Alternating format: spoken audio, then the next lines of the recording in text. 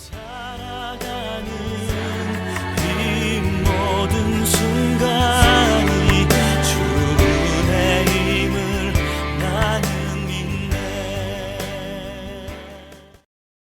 목장 세미나 시작하도록 하겠습니다. 다 같이 사도신경 신앙 고백함으로 시작합니다. 전능하사 천지를 만드신 하나님 아버지를 내가 믿사오며 그의 아들 우리 주 예수 그리스도를 믿사오니 이는 성령으로 잉태하사 동정녀 마리아에게 나시고 본디오 빌라도에게 고난을 받으사 십자가에 못 박혀 죽으시고 장사한 지 사흘 만에 죽은 자 가운데서 다시 살아나시며 하늘에 오르사 전능하신 하나님 우편에 앉아 계시다가 저리로서 산자와 죽은 자를 심판하러 오시리라. 성령을 믿사오며 거룩한 공예와 성도가 서로 교통하는 것과 죄를 사하여 주시는 것과 몸이 다시 사는 것과 영원히 사는 것을 믿사옵나이다. 아멘. 거룩하신 아버지, 목장 세미나 세 번째 시간을 가질 수 있도록 도와주시니 감사합니다. 목장 교회 세미나를 통하여 몸된 교회가 더욱더 목장 교회 확장 역사가 일어나게 하여 주시고 모두가 목장 교회에 동참하여 하나님의 놀라우신 은혜를 나누며 각 마을 지역마다 하나님의 놀라운 축복의 목장들이 세워지는 축복의 기회가 될 수 있도록 인도하여 주시옵소서. 오늘도 이렇게 믿음으로 모여 주님 앞에 간절한 마음으로 기도하며 주님 앞에 나왔사오니 우리의 간절한 기도를 들으시고 오늘도 찾아와 주시옵소서. 성령으로 가르쳐 주시어서 몸된 교회가 더욱더 확장된 놀라운 축복의 역사를 이룩할 수 있도록 도와주시고 목장 교회를 통하여 하나님이 원하시는 기뻐하는 축복의 교회가 될 수 있도록 셀 교회의 위대한 역사를 이룩하는 복된 교회로 삼아 주시옵소서. 함께하는 모든 주의 백성들에게 함께하시고 은혜를 베풀어 주시고 또 유튜브 신앙을 통하여 함께 동참하는 모든 주의 백성들에게도 동일한 은혜 허락하여 주시고 하나님의 은혜로 오늘도 충만케 하여 주시옵소서. 모든 시정을 주님께 탁하며 우리를 죄에서 구속하신 예수님의 이름으로 간절히 기도하옵나이다. 아멘. 할렐루야. 축복합니다. 오늘 제3과 교회의 네 가지 특성 목장 교회 세미나 시작하도록 하겠습니다. 자, 제3과에서는 목장 교회 셀의 네 가지 특성이 나옵니다. 여러분 가진 교재의 페이지는 26페이지를 보시면 나옵니다. 자, 26페이지부터 시작하도록 하겠습니다. 자, 이번에 네 가지 특성에 대해서 주제를 다루게 되겠는데요.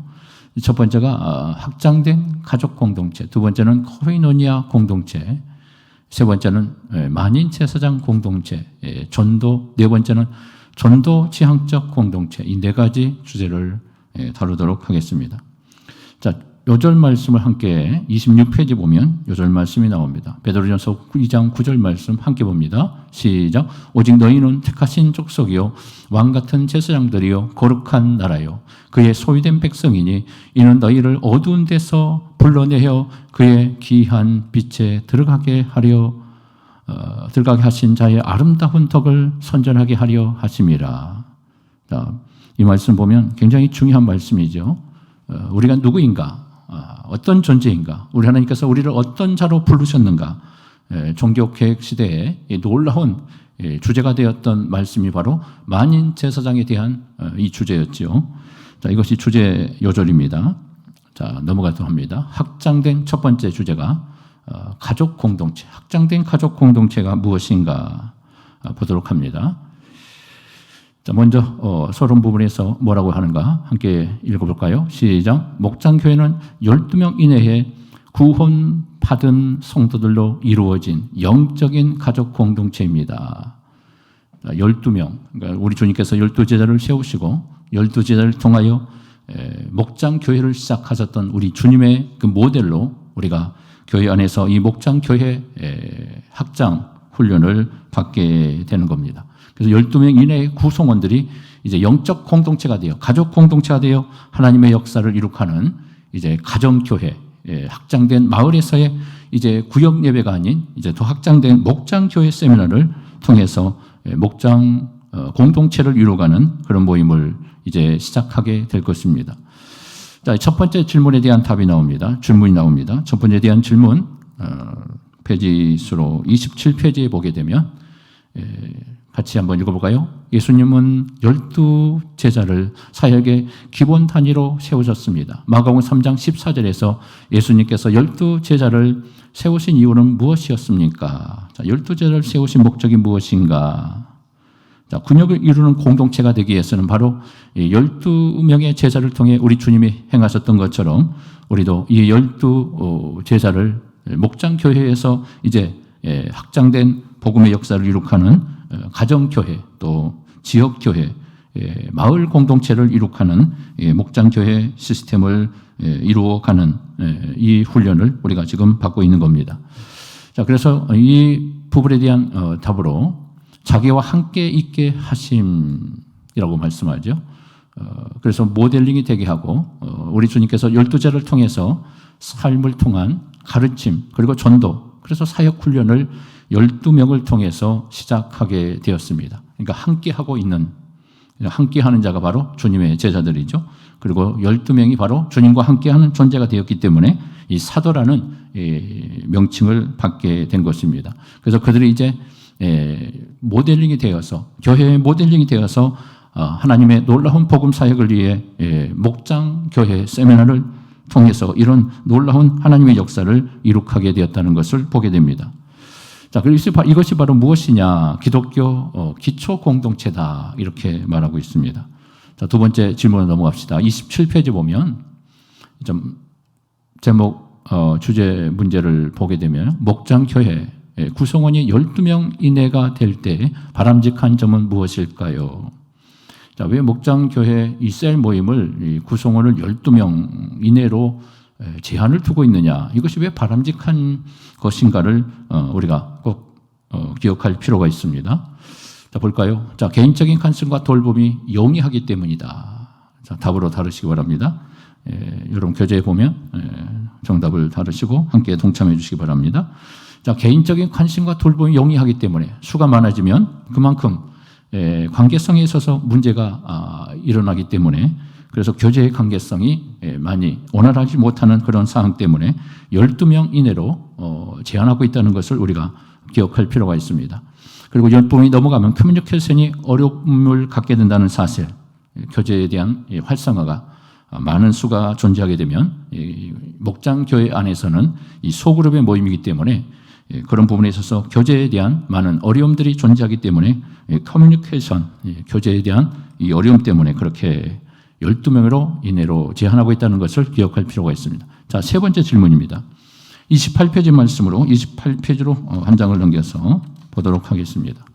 자, 우리에게는 혈육의 가족이 있는 것처럼 영적인 가족도 있습니다. 어떤 사람들이 하나님의 가족이라고 할 수 있습니까? 자, 어떤 사람이 하나님의 가족일까요?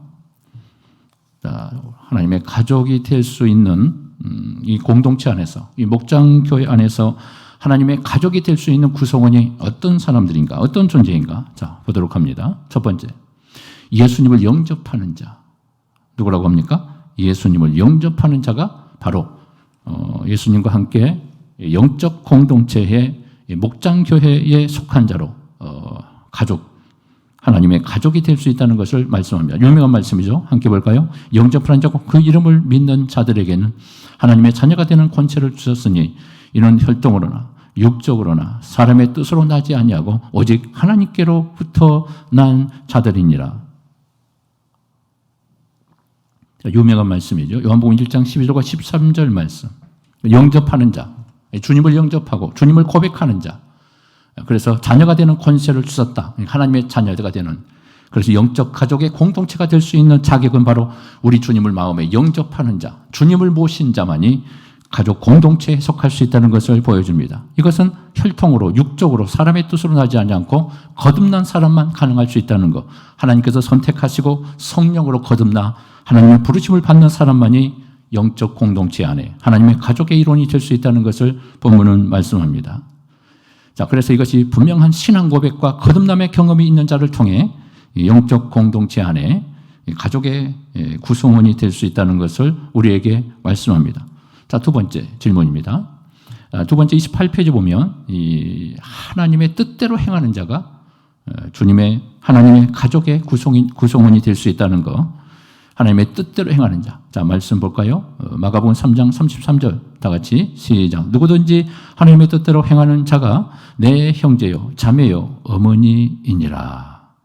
누가 하나님의 가족일까요?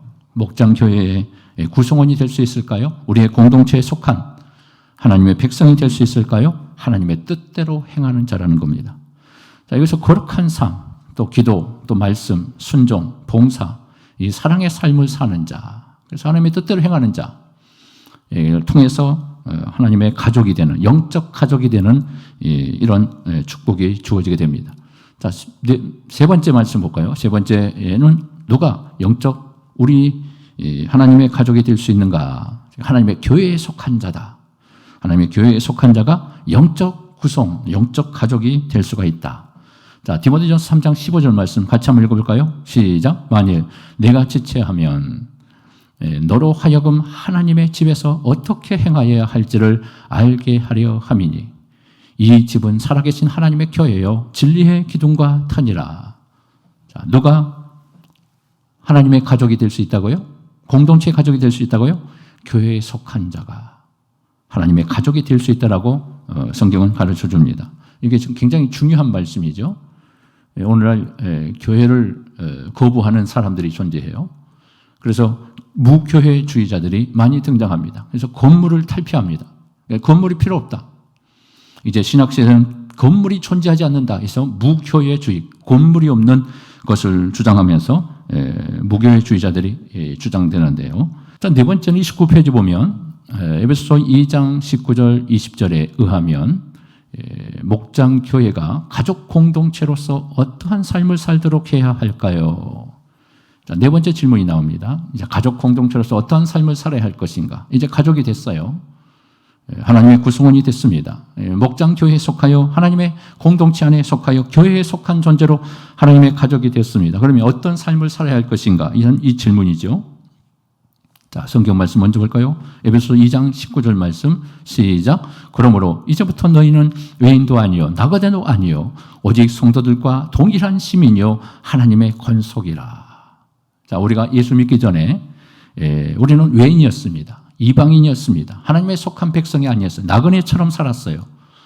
그러니까 천국 백성으로 살지 못했다는 거죠. 하나님의 백성과 구성원이 될 수 없었다는 것을 말씀합니다. 그러나 우리가 예수를 믿고 이제 교회에 속하게 되고 하나님의 자녀로 부름받게 되는 순간 우리는 이제 외인도 아니고 나거든도 아니고 오직 동일한 하늘의 시민, 하나님의 권속, 하나님의 백성들이 되었다는 것을 우리에게 가르쳐 줍니다.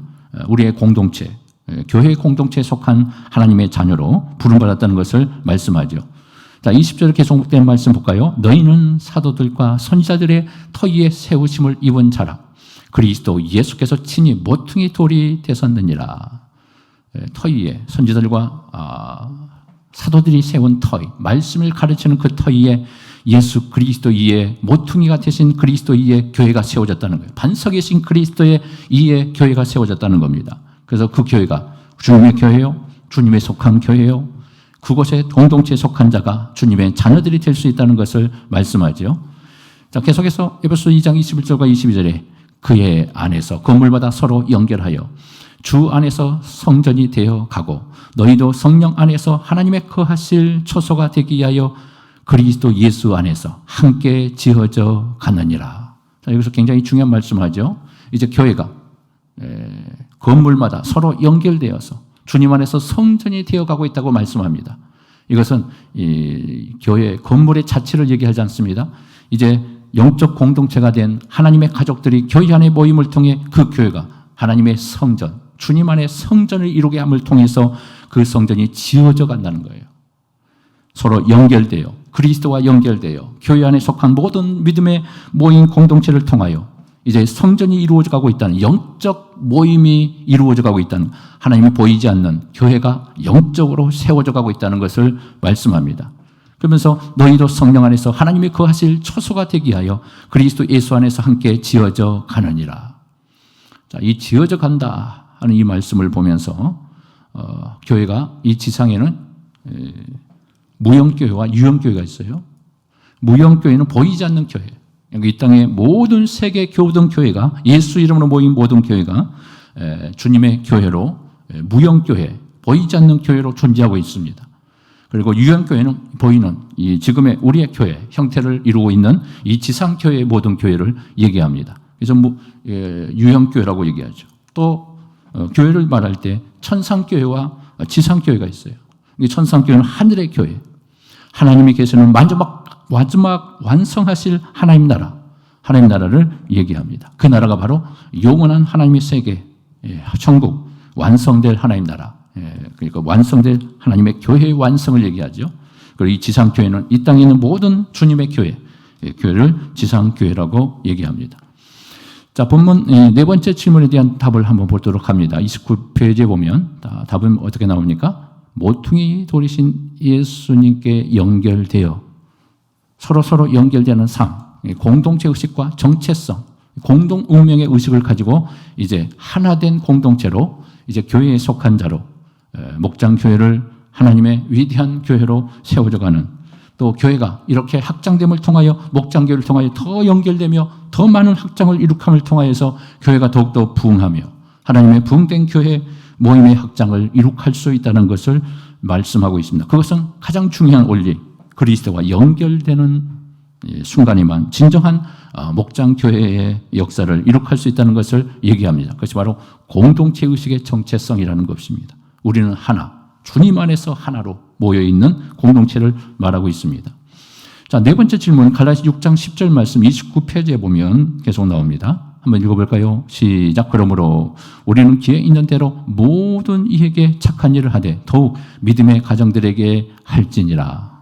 자, 교회는 가족과 같은 사람들의 모임이 아니라 가족들의 모임입니다. 그래서 우리는 가족이 된다는 거죠.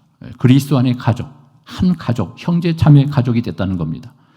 우리 교회가 얼마나 정말 그 사랑의 공동체인가를 우리에게 보여주는, 가족의 뜨거운 사랑으로 움직여진 뗄 수 없는 관계 속에서 구성된 하나님의 구원의 공동체라는 사실을 우리에게 가르쳐 줍니다. 그러니까 교회가 얼마나 소중한 곳인가. 구원받은 백성들이 한 곳에 모여서 하나님을 찬양하고 영광을 돌리는 것, 하나님의 백성으로 한 가족이 되어, 가족 같은 모임이 아니라 이제는 한 가족, 영원한 천국에서 만나게 될 영원한 천국의 소망 속에 같이 모임을 갖고 있는 구성원이 되었다는 것을 말씀하고 있습니다. 그래서 공동체 의식이 얼마나 중요한 것인가를 우리 모두가 인식할 수 있기를 바랍니다. 자, 30페이지 보면 이제 두 번째 질문이 나옵니다. 두 번째 주제로서 코이노니아 공동체, 교제의 공동체, 섬김의 공동체, 이것을 얘기해 주고 있습니다.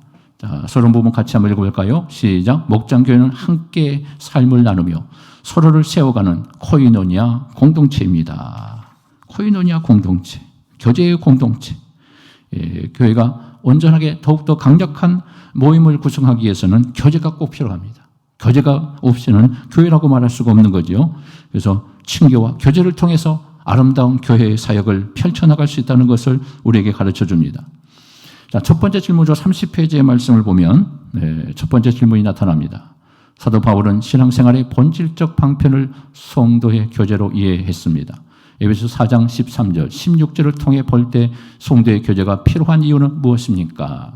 이 질문에 대한 말씀을 먼저 읽어보도록 합니다. 시작. 우리가 다 하나님의 아들을 믿는 것과 아는 일에 하나가 되어 온전한 사람을 이루어 그리스도의 장성한 분량에 충만한 데까지 이르리니. 이 말씀도 굉장히 중요한 말씀이에요. 우리 그리스도인들이 우리 신앙, 내 개인의 신앙의 목표가 무엇인가?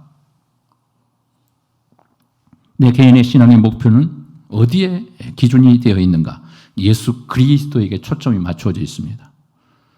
이것은 바로 하나님의 아들을 믿는 것과 우리가 다, 나 혼자만이 그리스도를 알고 그리스도에 대한 지식을 갖는 것이 아니라 모두가 영적 모임의 공동체, 그리스도인 모임의 공동체 안에 있는 모든 자들이 다 하나님의 아들을 믿는 것, 아는 것에 하나가 될 수 있어야 한다는 거예요. 나만 믿음 충만해가지고 천국 가면 되는 게 아니라 우리 영적 공동체, 하나님의 가족의 공동체, 우리 목장교회의 공동체가 전부 다 하나가 돼요. 아는 일에도 하나가 되고 하나님의 지식에 대한 충만함도 하나가 돼요. 이 모든 하나님의 은혜를 같이 공유하면서 하나님의 백성으로 성장해 성숙해 나가는 것을 성경은 원합니다. 그래서 어떻게 합니까? 아는 일에 하나가 되어 온전한 사람을 이루어 그리스도의 장성한 분량이 충만한 데까지 이르야 한다. 이것이 바로 그리스도인들이 목표해야 할 신앙의 목표예요. 뭐 전도하는 것 중요해요. 선교하는 것도 굉장히 중요합니다. 구제, 봉사하는 것도 굉장히 중요합니다. 그리고 우리 개인적인 신앙, 우리 구원의 목표에 대한 신앙의 목표는 기준이 어디 있느냐? 바로 장성한 분량, 그리스도의 장성한 분량이라는 거예요. 우리의 신앙이 어디까지 가야 합니까? 우리의 인격이 어디까지 가야 돼요? 그리스도의 장성, 그리스도의 모습을 담는 데까지 가야 한다는 거예요. 이게 우리의 신앙의 최고의 목표라는 거예요. 이 땅에서의 목표라는 사실을 여러분들 반드시 기억해야 돼요. 교회가 무엇을 해야 합니까? 바로 성도 개인 한 사람 한 사람, 목장 교회 리더가 한 사람 한 사람 그들의 심령 속에 그리스도를 닮아가는 이 최고의 목표를 이룰 수 있도록 우리 모두가 힘써야 한다는 겁니다. 개인도 힘쓰고 리더도 힘쓰고 목사도 이 부분에 목표를 걸고 교회가 추구하고 성도들이 추구해야 할 신앙의 목표에 대한 이 방향을 분명하게 할 수 있어요. 이것이 없으면 하나님이 기뻐하는 교회가 될 수가 없는 겁니다. 자, 에베소 4장 16절 말씀도 중요한 말씀 같이 볼까요? 그에게서 온몸이 각 마디를 통하여 도움을 받음으로 연결되고 결합되어 각 지체의 분량대로 역사하여 그 몸을 자라게 하며 사랑 안에서 스스로 세우느니라. 마디마디마다 이것이 서로 몸이 그리스도의 몸에 연결된 이 공동체가 바로 결합되고 각 지체의 분량대로 역사하여서 그 몸이 자라게 된다. 함께함으로 이 역사를 이룩하고 모두에게 성숙한 구원의 축복의 능력을 이룩할 수 있다는 것을 분명하게 말씀합니다. 자, 첫 번째 질문에 대한 이 부분, 자, 왜 성도들의 교제가 필요한가? 이 필요성에 대한 이유를 같이 나누려고 합니다. 자, 30페이지 첫 번째 질문에 대한 답입니다. 어떻게 합니까? 온전한 사람으로 세우도록 개인적 성숙을 얘기하고 있습니다. 개인적 성숙. 자, 개인의 성숙이 얼마나 필요한 것인가? 이 개인의 성숙이 없이 그리스도인이 될 수 있다는 것은 불가능합니다. 그래서 여러 가지 많은 봉사도 중요한데 내 개인의 신앙의 성숙이 얼마나 필요한가? 이 부분을 놓쳐서는 안 된다는 것을 분명하게 말합니다. 온전한 사람으로 세워지는 이 개인적 성숙도 굉장히 중요하다는 걸 기억하시기 바랍니다. 자, 계속해서 보면 서로 연결되어 몸이 자라게 하도록 바로 공동체적 성숙을 얘기합니다. 서로 연결되어서 하나가 되어서 나 한 사람만 신앙이 성숙하면 되는 것이 아니라 우리 모임의 공동체, 내 목장 교회 모든 일원들이 함께 성숙한 그리스도인이 되어 공동체적 성숙을 이룩할 수 있는 그 모임이, 그 교제의 공동체가 우리 주님이 가장 기뻐하는 공동체가 될 수 있다는 것. 이 기준을 잊어서는 안 되는 것. 이 성숙에 대한, 이 공동체적 성숙에 대한 이 부분을 놓쳐서는 안 될 겁니다. 그렇지 않다면 그 모임은 사회 단체, 어떤 친교회, 어떤 동호회 모임처럼 세상적 모임으로 전락할 수밖에 없는 겁니다. 이 부분을 우리가 놓쳐서는 안 된다는 것을 오늘 이번 과에서 분명하게 부각시키고 있습니다. 자, 두 번째 질문을 볼까요? 31페이지에 보면 초대교회 성도들이 나누었던 코이노냐의 모습은 어떠했습니까? 자, 코이노냐의 모습, 사도행전 2장 44절, 45절. 이것도 중요한 핵심적 교회의 부분을, 교회론에 관한 부분 속에서 중요한 부분을 차지하죠.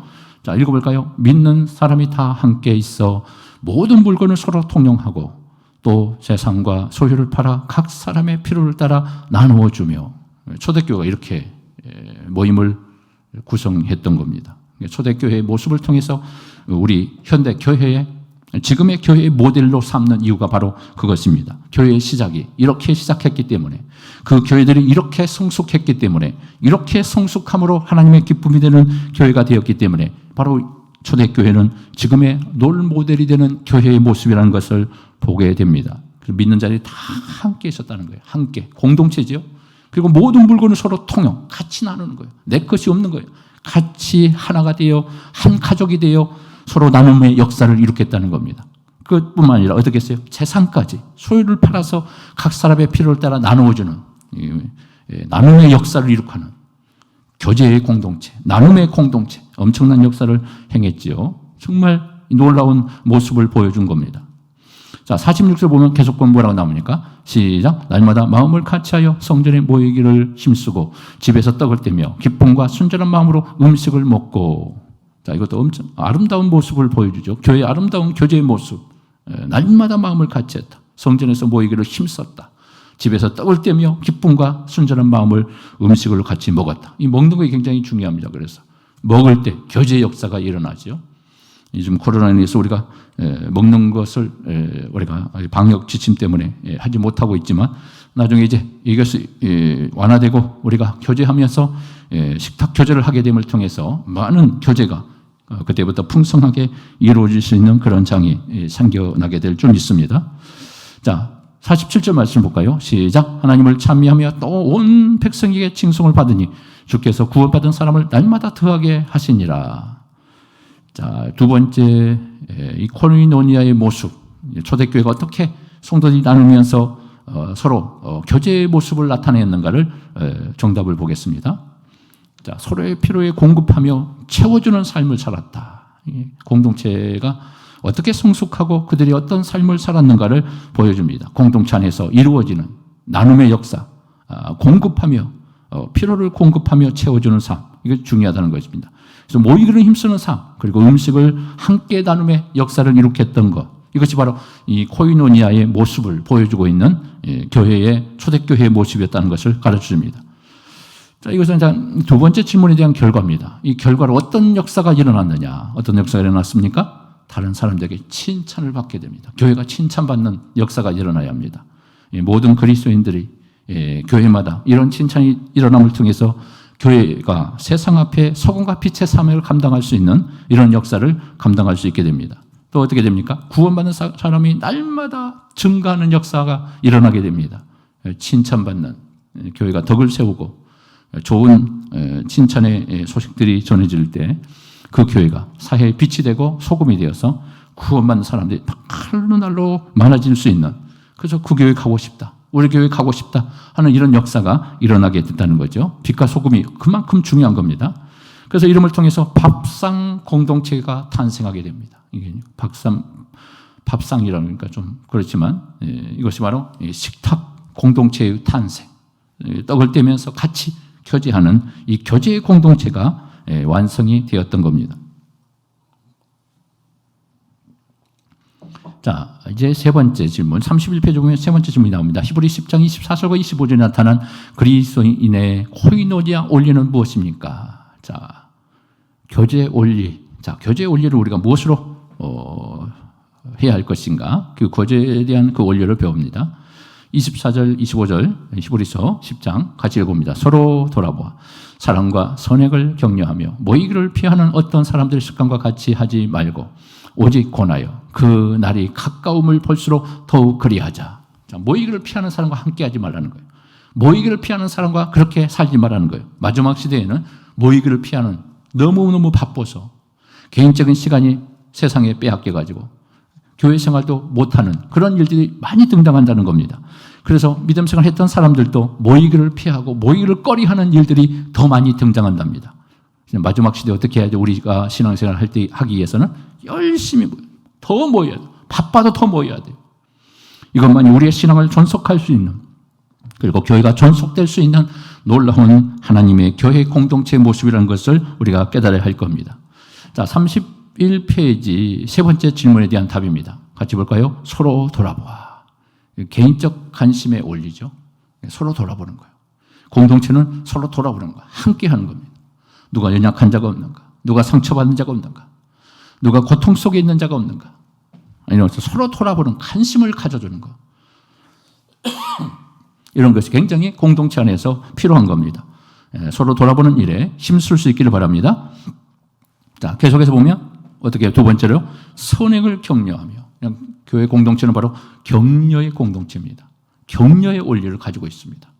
섬김의 역사, 서로 아픔이 있으면 격려해주고 또 칭찬해주면서 힘을 북돋아줄 수 있는 것, 연약한 자를 더욱더 세워주고 나는 낮아지고 다른 사람은 세워주는 이런 이 섬김의 역사들, 겸손의 역사들이 있을 때 그 교회는 놀라운 부흥의 역사를 이룩할 수가 있고 우리 주님이 기뻐하는 공동체로 서게 될 수가 있다는 겁니다. 이 섬김의 원리, 격려의 원리를 많이 감당할 수 있기를 바랍니다. 자, 세 번째는 뭐예요? 서로를 향한 관심, 모이기를 힘쓰는 거. 서로의 관심을 갖고 같이 모이자. 모임에 대한 힘쓰는 거. 나 혼자만 열심히 모인 것도 중요하지만 우리 같이 함께 모이자. 이 모임의 공동체를 이루어가는 거.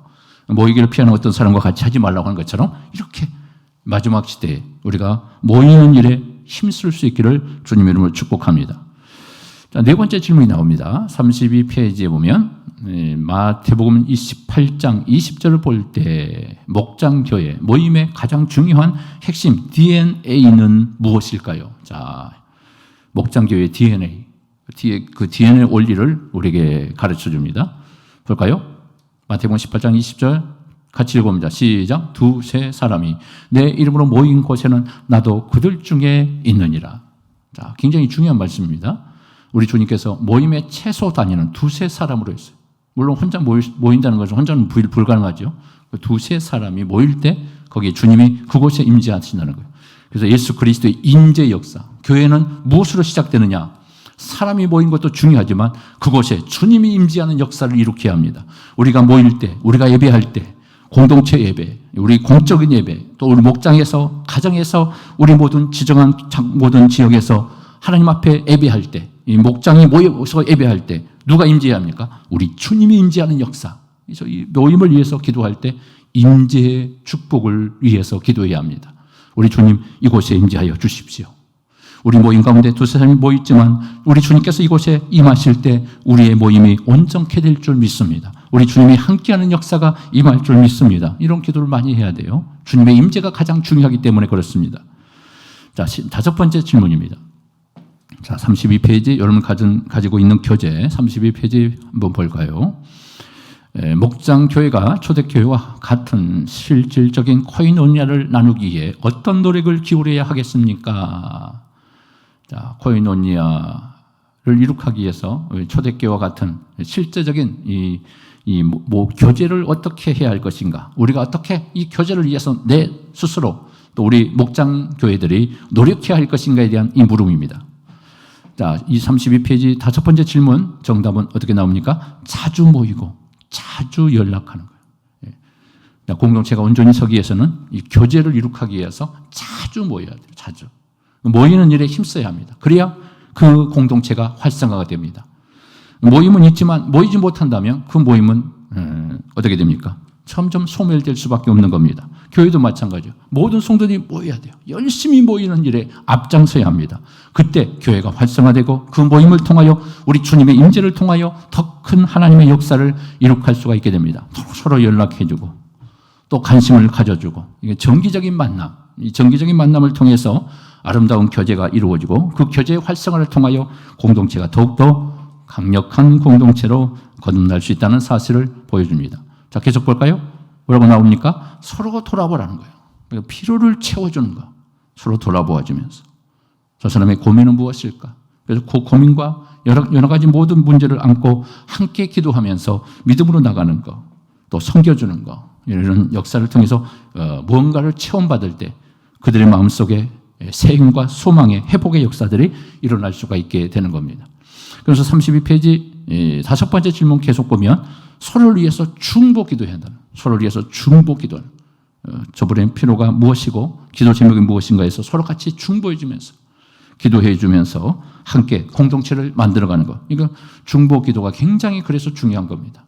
아픔을 위해서 중보해 주고 환자를 위해서 같이 중보해 주고 서로 같이 모든 고민과 함께 기도 제목을 나누면서 함께 공동체가 중보 기도함을 통하여 이렇게 나갈 때 하나님이 원하시는 축복의 교회가 될 수가 있다는 겁니다. 앞으로 우리 교회 안의 시스템 중에 중보 기도 모임을 해 나가기 위해서 준비할 겁니다. 이것은 어느 정도 수가 어느 정도 정해질 때 더 효과적인 모임이 이루어지기 때문에 준비해서 중보 기도 시스템을 또 도입할 때 큰 은혜가 일어나게 될 줄 믿습니다. 자, 세 번째 만인제사장 공동체가 나옵니다. 만인제사장 공동체 세 번째 주제. 자, 32페이지 계속 나옵니다. 목장교회는 성경적 원리를 따라 모든 성도를 사역자로 세우는 만인제사장 공동체입니다. 종교개혁 시대에 가장 화두가 되었던 질문이죠. 만인제사장. 이 주제가 종교개혁 시대를 강력하게 불씨를 태웠던 것이 바로 이 만인제사장설입니다.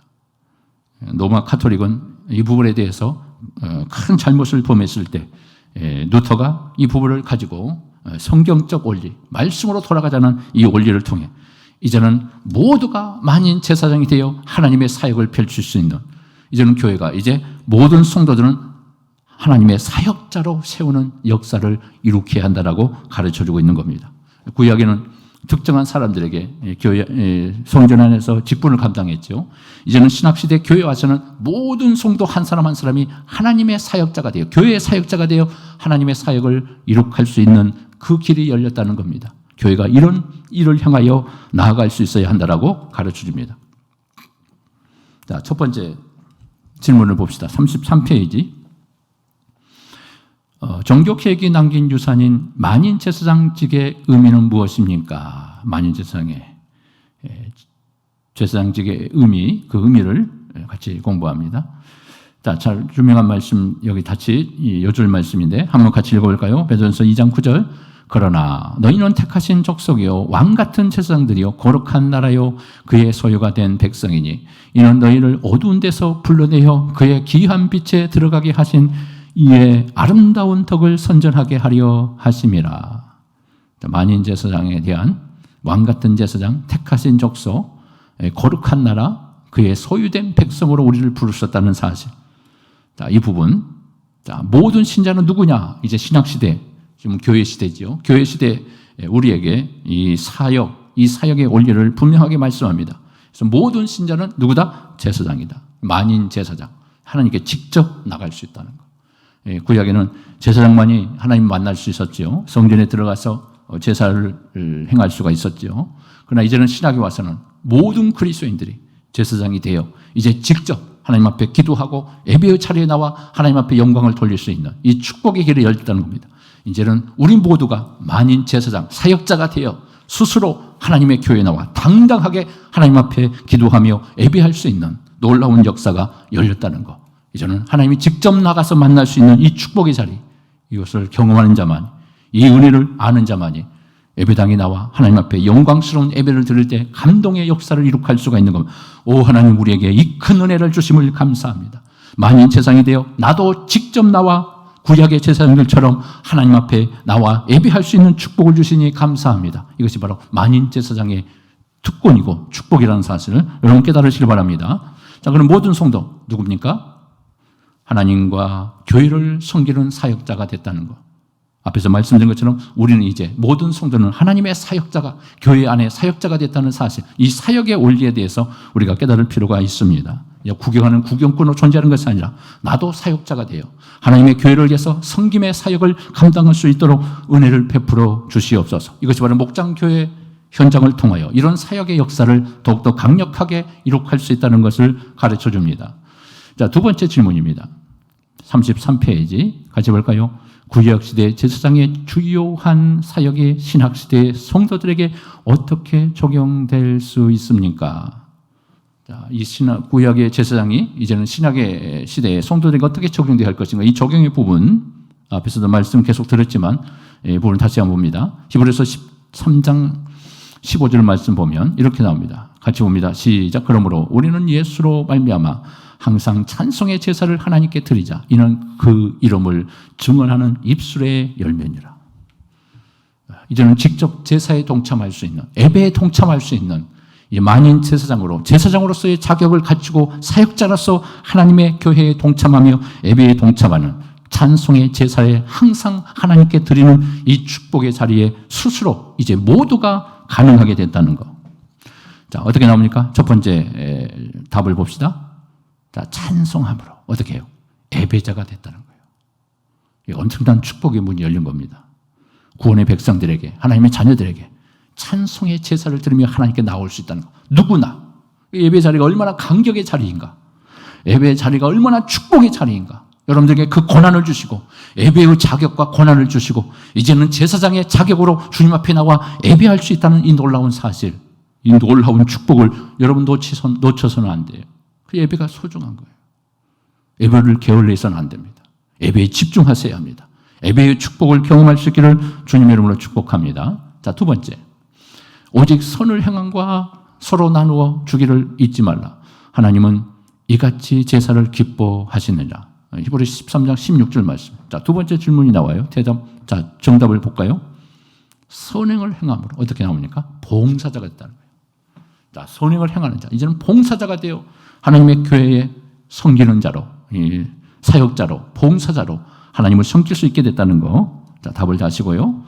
34페이지 세 번째 대답이 나옵니다. 무엇이 나옵니까? 자, 복음을 전함으로 뭐예요? 이제 전도자가 됐다는 사실. 구약의 제사장이 이제는 신학의 성도들이 어떤 사명을 감당하는 이 제사장 사명을 사역적 사명으로 감당할 수 있어야 할 것인가 하는 이 물음을 지금 답을 하고 있습니다. 복음 전하는 전도자의 사명자가 됐다는 겁니다. 자, 그래서 히브리 15장 16절 말씀, 이거 굉장히 중요한 말씀인데요. 같이 볼까요? 시작. 이 은혜는 곧 나로 이방인을 위하여 그리스도 예수의 일꾼이 되어 하나님의 복음의 제사장 직분을 하게 하사 이방인을 제물로 드리는 것이 성령 안에서 거룩하게 되어 받으실 만하게 하려 하심이라. 여기 보면 복음의 제사장 직분, 정말 유명한 말씀이에요. 이것이요. 중요한 단어입니다. 복음의 제사장이 되었다. 신학에 두 번 나오는 단어입니다. 로마서에 나오고 히브리 15장에 바로 오늘 본문에 이 본문의 말씀이 그렇게 나옵니다. 복음의 제사장. 사도 바울이 이 놀라운 비밀을 깨닫고 이제는 만인 제사장이라는 이 원리 아래 이 부분을 부각시키고 있는 건 복음의 제사장 직분을 감당하는 자가 되었다. 그래서 누구나 이방인들의 제물을 드리는 것이 이제 성령 안에서 하나님 앞에 예배의 자리에 나오며 제물을 드리는 영적 제사를 드리는 축복의 하나님의 사람이 됐다는 것을 우리에게 말씀해 주고 있습니다. 이방인들을 위해서 이 놀라운 이제 예수의 일꾼이 되고 사역자가 되어서 이렇게 감당할 수 있게 됐다는 것을 얘기합니다. 자, 네 번째 정답 볼까요? 중보 기도함으로 어떻게 해요? 중보자가 됐다는 거예요. 이것도 엄청난 축복이죠. 중보 기도하는 것. 그래서 굉장히 중요한 겁니다.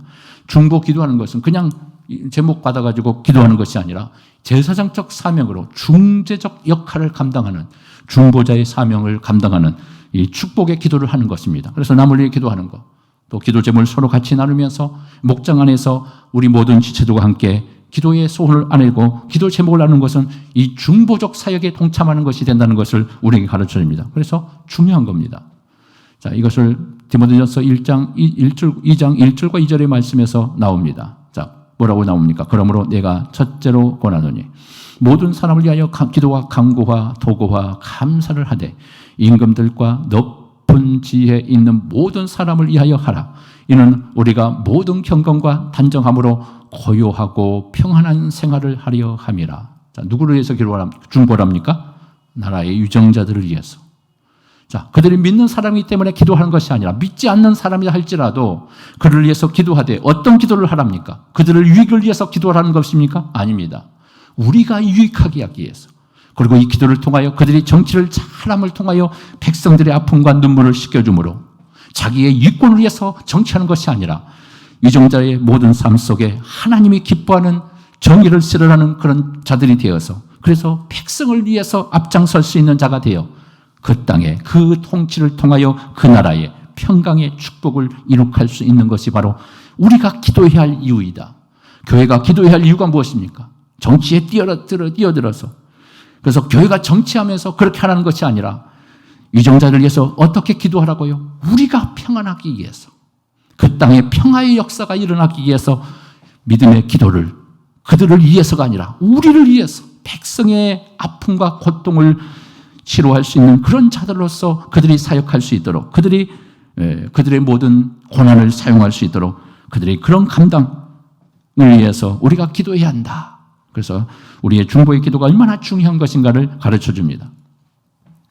에베소 4장 11절과 21절에 목회자와 성도들의 사역에서 역할이 어떻게 구분되어 있습니까? 자, 세 번째 질문 34페이지 봅시다. 어떻게 됩니까? 11절 볼까요? 그가 어떤 사람은 사도로, 어떤 사람은 선지자로, 어떤 사람은 복음 전하는 자로, 어떤 사람은 목사와 교사로 삼으셨으니 하나님께서 각 교회 모든 이 땅의 교회들에게 사도들, 또 선지자들, 또 목회자들, 복음 전하는 또 교사를 하나님이 이렇게 직분자를 삼으셨다는 겁니다. 그러면서 12절에 이는 성도를 온전하게 하여 봉사의 일을 하게 하며 그리스도의 몸을 세우려 하심이라.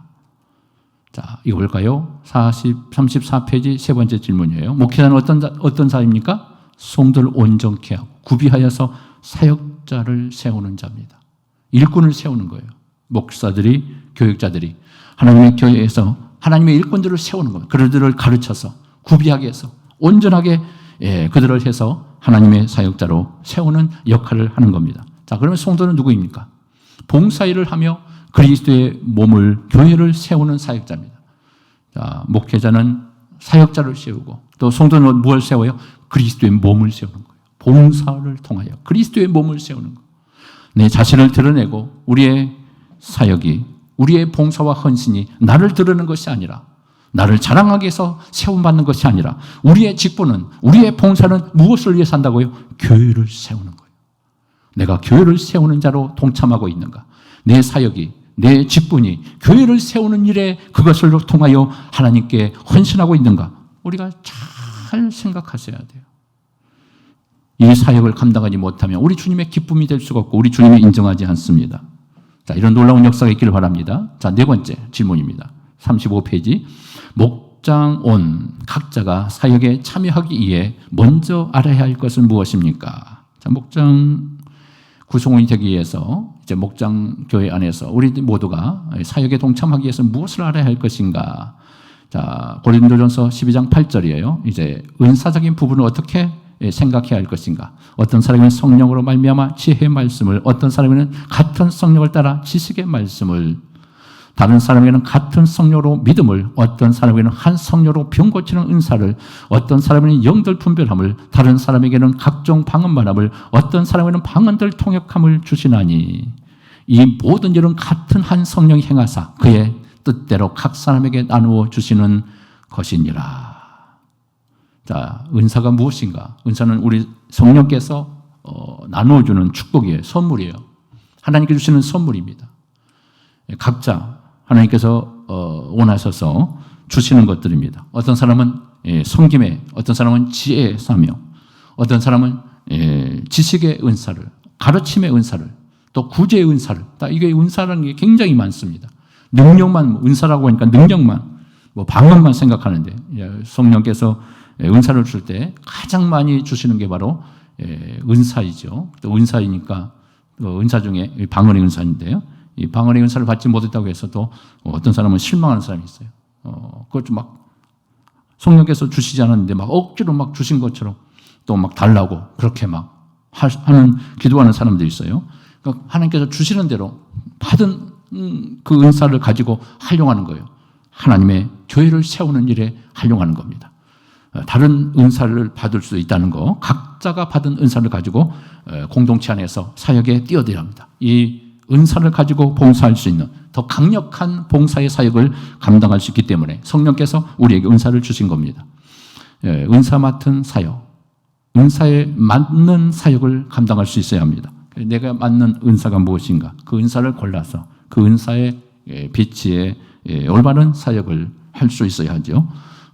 은사는 다른 것인데 이것을 계속 하려고 막 하는 그런 또 다른 사람을 또 시기하면서 그런 은사를 활용하는 것은 굉장히 교회가 좋지 않는 결과를 낳게 되는 겁니다. 내게 주신 은사를 가지고 겸손하게 섬기는 것, 그래서 그것이 기쁨으로 나타나고 그리고 그것이 열매로 나타날 때 하나님이 원하시는 역사가 일어나게 되는 것입니다.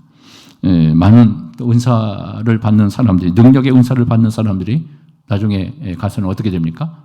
교만에 빠져서 결국 실패하는 일들이 굉장히 많습니다. 그래서 은사를 받은 것에 대해서 감사함으로 또 기쁨으로 또 열매를 맺는, 하나님이 기뻐하는 열매를 맺는, 자신을 드러내고 과시하는 것으로 은사를 사용하는 것이 아니라 교회를 세우고 성도를 섬기는 역사로 감당할 때 그것이 아름다운 은사 사역 배치 운동이라는 것을 우리에게 보여줍니다. 자, 다섯 번째 질문입니다. 35페이지. 자, 목장 교회 안에서 은사에 따라 모든 지체에게 사역 부장직을 맡겨 직분을 수행하는 것은 전 신자 사역자 하를 이루는 중요한 열쇠입니다. 각자의 역할이 이제 목장 교회 사역에서 이제 펼쳐지게 될 겁니다. 목장 교회 리더가 있을 거고 거기에 이제 부수적인 각자의 사역의 현장들이 존재합니다. 구제하는 구제 사역도 있을 수 있고, 찬양하는 사람은 이제 찬양 사역자로 일할 수 있고, 또 중보하는 중보 기도에 대해서 전문적으로 그 목장을 중보 기도해주는 담당해서 중보 기도에 대한 이 부분을 역할을 감당할 수 있고, 전도는 또 전도의 은사가 있는 사람, 전도의 은사를 감당하는 이 각각의 목장 교회 안에서 이런 은사적 사역을 감당하는 각자의 역할대로 사명을 감당하는, 또 사명을 분담해서 이룩할 수 있는 아름다운 이 사역의 분담을 만들어갈 때 목장의 역사가 더욱더 활성화될 수 있다는 것을 보여줍니다. 자, 이번 이제 전도 지향적 공동체, 36페이지 보면 전도 지향적 공동체가 나옵니다. 자, 목장 교회는 잃어버린 영혼을 구원하기 위하여 전심전력하는 전도 지향적 공동체입니다. 자, 목장 교회의 사명이 무엇이냐? 잃어버린 영혼을 찾는 거예요. 또 구원을 위해서 전 힘을 다해 모임을 구성하는 것. 이 목장 교회를 통해 배가 운동의 역사가 일어나게 됩니다. 자, 보면 여기서 이 세포들이, 이 셀이라는 이 세포들이 계속해서 증식되어서 확장돼가는 이 목장이, 한 목장이 계속 존재하는 것이 아니라 그 목장이 계속 배가하는 운동이 일어나야 합니다. 그때 목장교회의 활성화, 목장교회의 의미가 분명하게 살아 역사하게 되는 거죠. 자, 셀은 뭐라고 합니까? 첫 번째 질문 가운데 36페이지 보면 생명의 기본 단위이자 최소 단위입니다. 이 셀, 이 세포 단위라고 얘기할 수 있어요. 그래서 셀이 계속해서 그 단위가 핵분열을 통해서 계속 번창하는 거예요. 계속 확장되는 거예요. 살아있는 세포들이 더 좋은 세포들을 확장해 나가는 겁니다. 안 좋은 세포들은 다 소멸하고, 살아있는 세포, 생명의 세포, 유익한 세포들이 그것을 확장해 나가는 역사를 이 셀이라고 얘기합니다. 그래서 세포의 존재 이유는 무엇일까? 다 답이 나오죠. 성장보다 뭐예요? 증식에 있다는 거예요. 세포는 성장이 아닌 증식에 계속 배가하는 거예요. 증식되는 거. 핵분열을 통해서 계속 세포가 분열되고 해서 증식해 나가는 거. 그래서 우리 몸의 건강을, 유익한 몸을 만들어내는 거. 자, 이런 증식의 역사가 이 목장 교회에서 이 세포 분열의 역사를 이룩할 수 있어야 합니다. 세포는 분열을 통해 자신을 재생산합니다. 계속 재생산하는 거. 이제 올바른 그리고 아름다운 목장 교회가 될 수 있는 지향해야 할 부분이라는 것을 말씀하고 있습니다. 자, 36페이지 첫 번째 문제가 나옵니다. 그렇다면 목장 교회가 세포처럼 증식하기 위해서는 어떻게 할까요? 자, 증식을 하기 위한 우리의 목표는 무엇일까? 볼까요? 목장 교회는 계속해서 전도를 통해 배가해야 한다. 이렇게 말씀합니다. 이걸 배가하지 않으면 그 목장은 소멸됩니다. 더 이상 성숙할 수가 없습니다. 성장할 수가 없어요. 그래서 계속적으로 전도하는 거, 배가하는 거. 새로운 자를 소개하고 또 인도해서 그 목장으로 초대해서 함께 그 목장이 계속해서 활성화되는 역사를 이룩할 수가 있는 겁니다. 그때 배가 운동이 일어나게 되는 겁니다. 두 번째 질문 36페이지 봅니다. 마가복음 1장 38절에서 주님이 이 세상에 오신 이유를 무엇이라 말씀하셨나요? 무엇이라 했을까요? 이르시되 우리가 다른 가까운 마을들로 가자. 거기서도 전도하리니 내가 이를 위하여 왔노라. 자, 잃어버린 자를 찾아 구원하기 위해서 우리 주님 오셨답니다. 전도하기 위해서 오셨답니다. 잃어버린 자를 찾으러 오셨답니다. 내가 잃어버려졌어요. 우리도 잃어버린 존재였어요. 그러나 우리 주님이 찾아오심으로 내가 구원받게 되고 주님을 찾아 주님을 영접하게 됨을 통해 나 자신이 구원의 백성이 됐다는 것, 잃어버렸던 자가 찾은 바 되어 하나님의 구원의 백성이 됐다는 것을 가르쳐 줍니다. 이것이 축복이죠. 구원의 간격이죠. 이 놀라운 간격이 있기를 주님의 이름으로 축복합니다. 자, 세 번째 질문 37페이지. 하나님이 우리를 제사장 삼으신 이유가 어디에 있다고 생각하십니까? 자, 아까 앞에서 요절 말씀으로 봤던 거예요. 너희는 택하신 족속이요 왕같은 제사장들이요 거룩한 나라요 그의 소유가 된 백성이니. 자, 우리가 어떤 존재인가를 분명하게 깨달았으면 좋겠습니다. 이 은혜는 곧 나로 로마서 15장 16절 말씀, 이것도 중요한 말씀, 아까 말씀드렸죠. 같이 읽어봅니다. 시작. 이 은혜는 곧 나로 이방인을 위하여 그리스도 예수의 일꾼이 되어 하나님의 복음의 제사장 직분을 하게 하사 이방인을 제물로 드리는 것이 성령 안에서 거룩하게 되어 받으실 만하게 하려 하심이라. 자, 이것을 우리에게 가르쳐주죠. 중요한 말씀입니다. 이 복음의 제사장 직분, 여기서도 또 동일한 말씀이 나와요. 그래서 사도 바울이 이 히브리서를 기록하지 않았는가, 이 동일한 말씀의 주제가 나온다는 것은 한 주제, 또 한 저자였다는 것을 우리에게 가르쳐줍니다. 이 히브리서는 지금까지 계속 미상으로 누가 그 히브리서를 기록했는지 정확하게 알지 못하고 좀 미상으로 존재하지만 저는 사도 바울이 기록했다고 저는 그렇게 생각하고 있습니다. 여기 같은 동일한 단어가 나오죠. 단어들이 하나님의 복음의 제사장 직분. 자, 복음을 전하는 37페이지 세 번째 정답이 나옵니다. 기록하시기 바랍니다. 복음을 다른 사람에게 전하도록 하기 위해, 복음의 제사장 되기 위해서 우리는 부르신 겁니다. 자, 네 번째 질문 나옵니다. 37페이지. 예수께서 제자들에게 그리고 바울은 자신의 영적인 아들 디모데에게 마지막 당부의 말을 했습니다. 그 내용이 무엇입니까? 예수님의 유언이요, 지상명령, 너무나 잘 알고 있는 말씀이죠.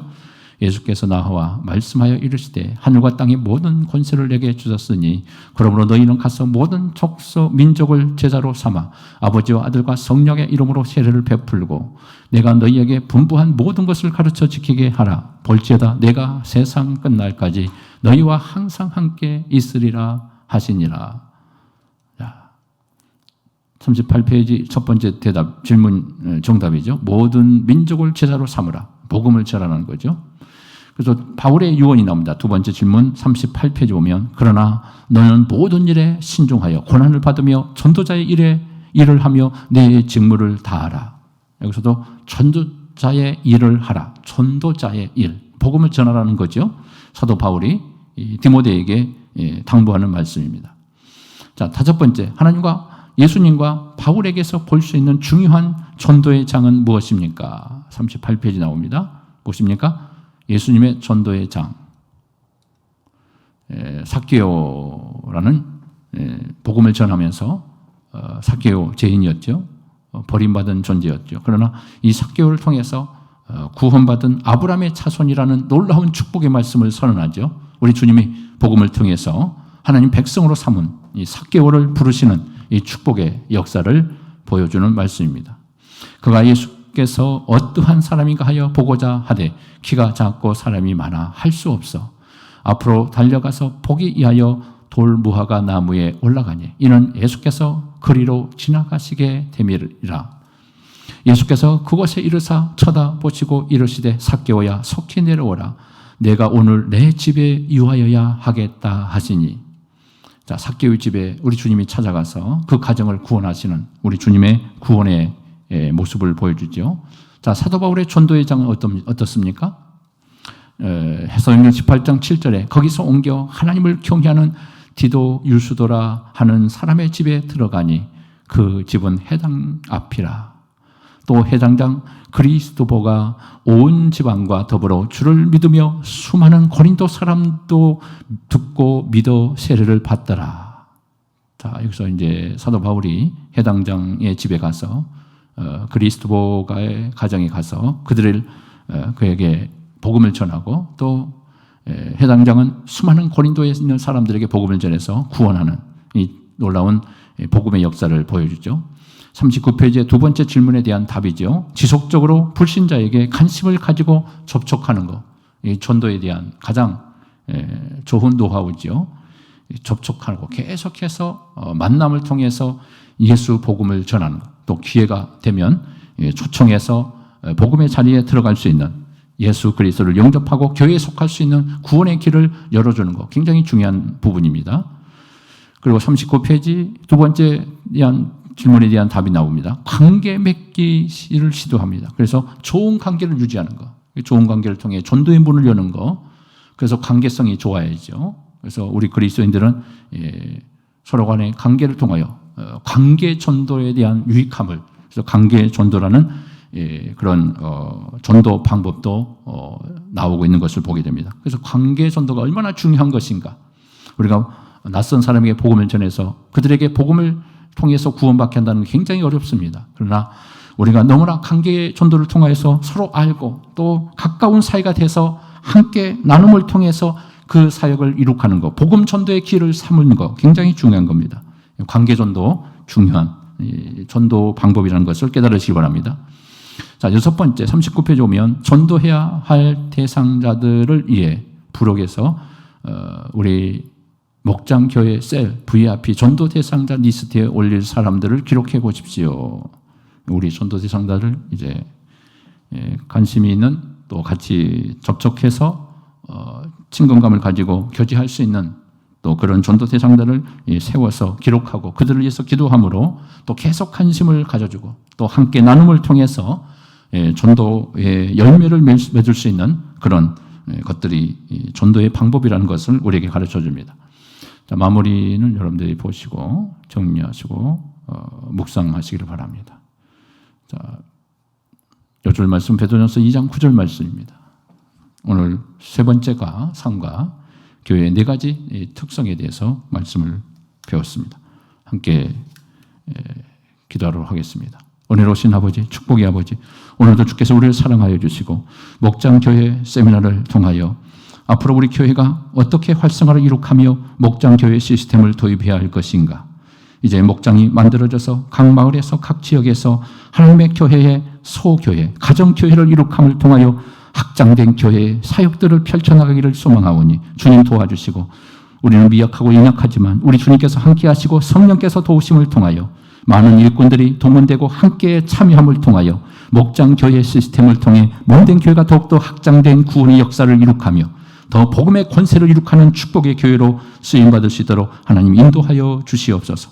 함께 동참하는 모든 자들에게 축복하시고 동행하여 주시고 가르쳐 주시고 깨닫게 하시고 또 유튜브 실황을 통하여 같이 모든 이 세미나에 동참하는 주의 백성들에게 동일한 은혜를 허락하여 주시고 목장교회를 통하여 하나님 아름다운 교회를 세워나가는 축복의 교회가 될 수 있도록 몸된 교회를 주의 권능의 도구로 사용하여 주시옵소서. 함께하여 주시기를 소망하며 예수님 이름으로 간절히 축복하며 기도합니다. 아멘.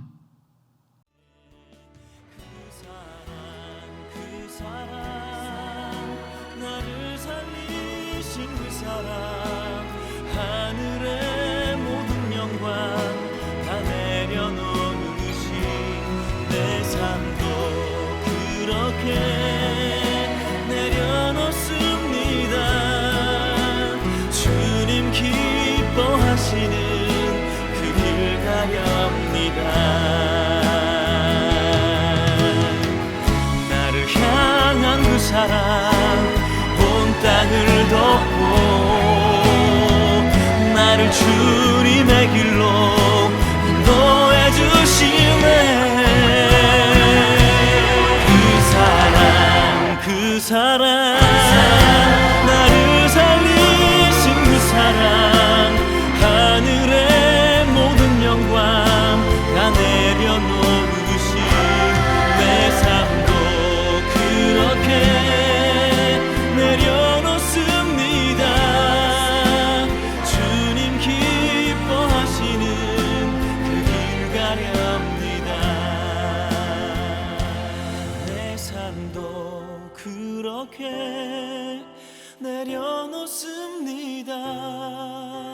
주님 기뻐하시는